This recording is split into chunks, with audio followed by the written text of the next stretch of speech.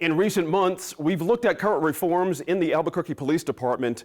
An agreement signed 1 year ago between the city and the Department of Justice laid out the need for reforming policies and practices in the field, but the process of implementing reforms will take years.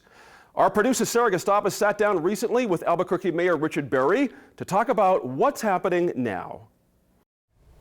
Mayor Berry, thanks for stopping by today. Thanks for having me. I appreciate it. It's been a year since the consent decree was signed between the City of Albuquerque and the Department of Justice. We've been hearing from a lot of folks that they don't know what's going on and they want to know what's going on. Are changes taking place within APD right now? Yes, absolutely. It's an important process, and what we want people to know is there's foundational work that has to be done, and I'll talk about that in some detail, is really, really important. There were some well-documented delays on the front end getting Dr. Ginger and his monitor team in place with some of the funding mechanisms. But once that got taken care of, and even before that, Chief Eden and his team were putting not just procedures in place, but rewriting policies. We started on this process of training all of our officers with crisis intervention training, the first department in the United States to do that on a department-wide level. So that's been going on, and what really had to happen first, once we got Dr. Ginger on board, was we had to do what they call a needs assessment. So the findings letter is not the needs assessment. The settlement agreement itself is not the needs assessment. They really had to go in and look at policy after policy, use of force policies, internal investigation policies, all of these different component pieces, and work on putting the details together. After that, then they have to actually start recrafting policy, and that takes a long time to get that right. So there's been policies crafted, they get sent to the monitor reviews them, comes back with comments. I can tell you I've met with the monitor on a number of occasions, with the Department of Justice, with my team at APD. There's a lot of work going on, and we'll have our first monitor's report here soon, and that will tell more detail to the public about what the monitor feels are areas that we're making great progress, and also areas where he I'm sure will have areas where he wants to see additional things done. But I can tell folks with certainty, lots of work is going on, and people will start to see these policies as soon as they're approved by the monitor. Well, I think people want to see actual changes on the streets. They want to see less people complaining about excessive use of force. Some folks, certainly you can understand that this process has been a little slow, and that's a difficulty for people in the community. What would you say to them? Well, we want to do this right, and right doesn't always mean fast. The worst thing we can do here is hastily craft policies that put our officers in danger where they can't get home at the end of their shift, and that actually create or exacerbate disconnects between the department and the community. We know there's some people that want it to move faster, but we're not going to allow it to go any faster than it can go and do it right.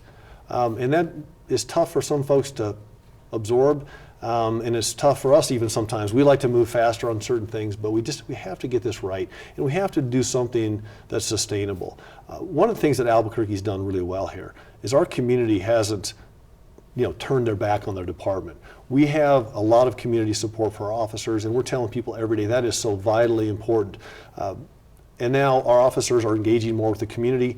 We have our new community policing councils. This is another thing that has happened in the last year, and that is really working out well. We have these members of the community at all 6 of our area commands that sit down with our officers, talk in detail about what's happening in the neighborhood, concerns for the department, concerns from the department back to the neighborhoods. That's working.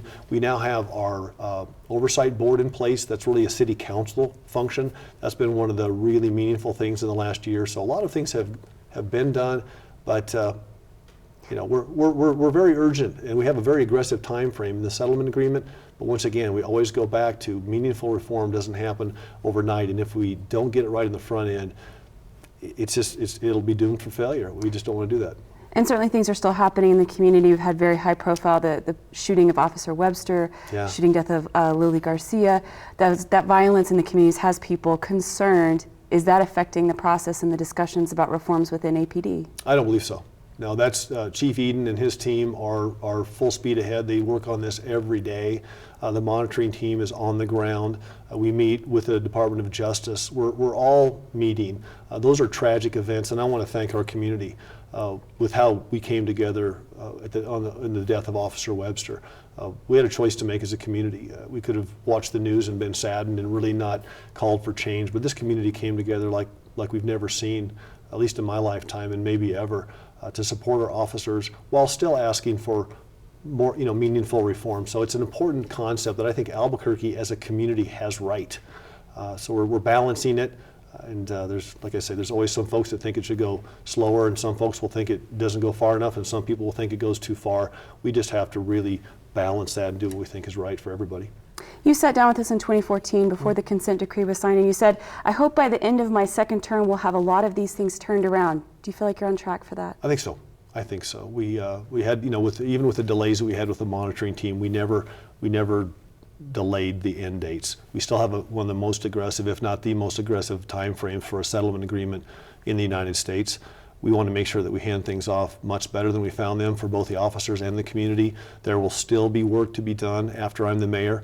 This deadline doesn't end until after I'm out of office, but what we really hope is that we can say to the next mayor, whoever he or she is, listen, things are on track, we're making these changes, the training procedures and policies are in place.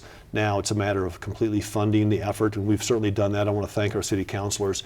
There's been no lack of funding for this effort, and I believe that we're on track to get this thing done in the time frame that we'd like to do. And we're going to miss marks, and this is the one thing that we want to tell people.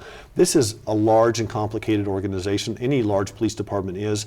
This is a complicated agreement with lots of moving parts. There are going to be things where we just, even with the best efforts, don't hit a milestone. That is not the biggest issue right now. We can fix those things. The biggest issue is if we had a lack of understanding from leadership on the department, a lack of support from the community, an attitude like we've seen in other cities where the agreement gets thrown in the top desk drawer and nobody does anything with it. That's not what we have here. So that is the basis of my comments, that we're going to be successful in the long run. But we're hoping the community understands. When we miss something, we'll get right back on track and try to get that done, and we'll just keep moving. Dr. Ginger mentioned that when he joined us here on the program to talk about his role as the independent monitor. Are you putting the pressure on as a leader in the community to say these first few years really matter, even though it's going to take many years, as you said, after you're out of office, these first few years are important? What are you doing to put the pressure on to make sure that things are followed through? Pressure on the department or pressure on the community? I want to make sure I understand. What do you think? What do you see your role as making sure that we're on the right track? Two things that we need to do. Number one, we have to fund the effort, and we have multiple millions of dollars in last year's budget to fund this. So we want to make sure that the department has the resources that they need to do the work. We want to make sure that the leadership within the department understands that this is urgent, that it's important, that we have to balance this between officers and the community. They're doing that. I have all the confidence in the world they are doing that. Then we're asking our community, please support your officers in this effort. We do not want to be one of these cities that turns their back on their officers. That is not a recipe for success in any way, shape, or form. And our city is coming together, not just with the tragic death of Officer Webster or Officer Benner in Rio Rancho. The community has stepped up like never before, saying we appreciate what you do. Yes, we want to have effective and constitutional policing, but we're never going to forget that you go out there every day and risk your lives for our community. So I'm really proud of Albuquerque for doing that. So it's not just a one-sided situation, and I feel like we're, as a community, handling this well, and it's difficult, but we're going to get there. Mayor Berry, thanks for sitting down with us, and we do want to have you in again to assess in the future. Be happy to do that.